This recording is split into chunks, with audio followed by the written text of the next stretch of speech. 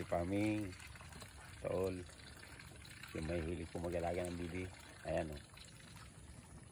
Ayan. Bibi is life. Ito po naman ay masarap ang karne. Ayan. Kasi magaling ka magluto, mas masarap po ito sa manok. Ayan. Ito po ay karniwang kasama ng mga magtutuba. Ayan. Kasi po yan ay pulutan. Ayan.